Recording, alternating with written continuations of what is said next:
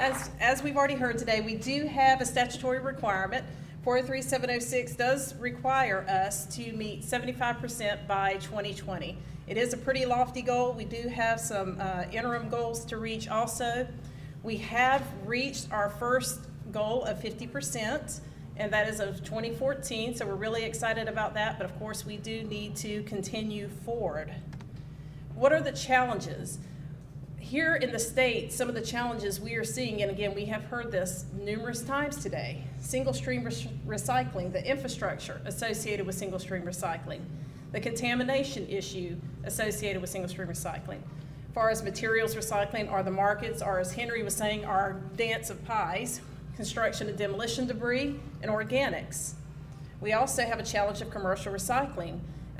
For us, that is the low-hanging fruit, but it is also another sector that we do need to pay a little more closer attention to. And then finally, why we are all here today, markets.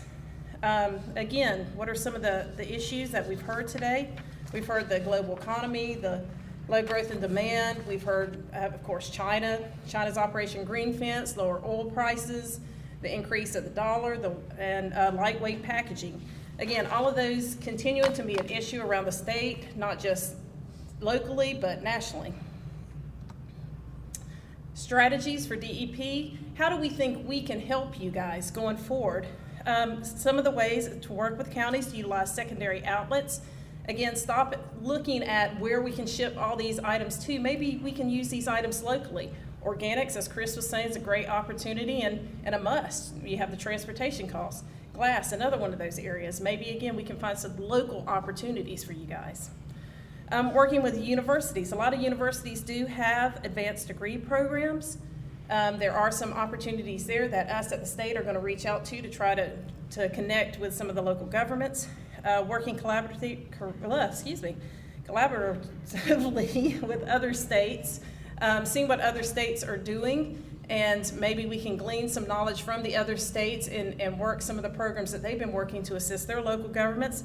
Also working with our other state agencies. Again, we've heard this. One example would be with the tear-off shingles, the roofing shingles. Can we get those shingles to roads? Can we use the asphalt shingles locally in repaving roads? Can we take our compost locally? Use it with Department of Agriculture on some of the projects they're doing. And then we heard Department of Management Services. Can we go further, work a little bit more closely with them to procure green products and push that mission and recycle content? Incentives. Henry talked a little bit about incentives.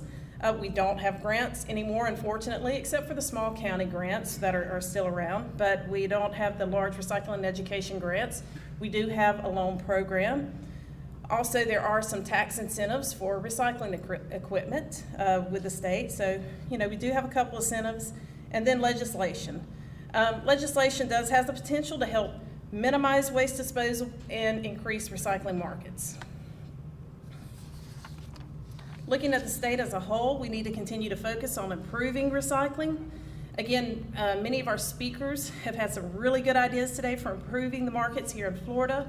Recycling is good business. It continues to be good business, continues to bring jobs and create jobs through recycling. Just to quote some of the phrases I've heard today that really stuck out with me, a reoccurring theme: high quality equals better markets.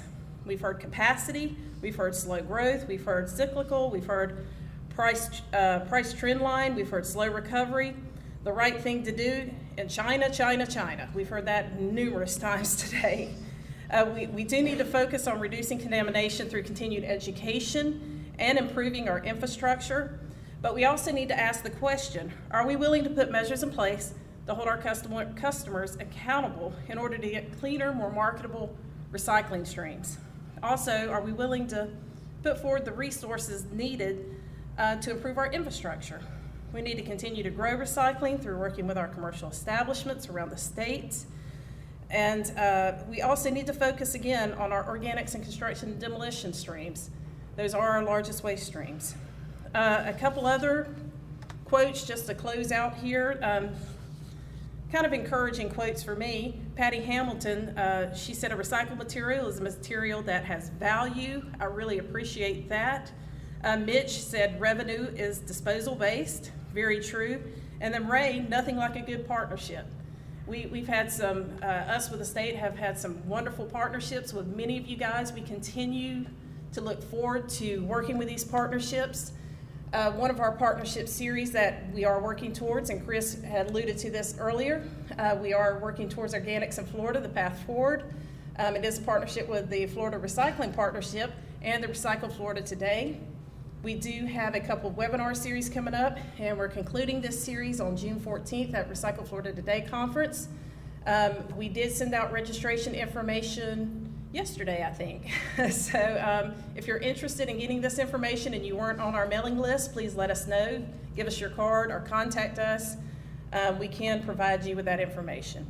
And this is our contact information. This is all of us at the state recycling office. Again, as Henry mentioned earlier, half of us are here today representing the state recycling office. The other half are working diligently right now. Most of you counties know it is data season, so busy time for us. But again, with that, are there any questions for us?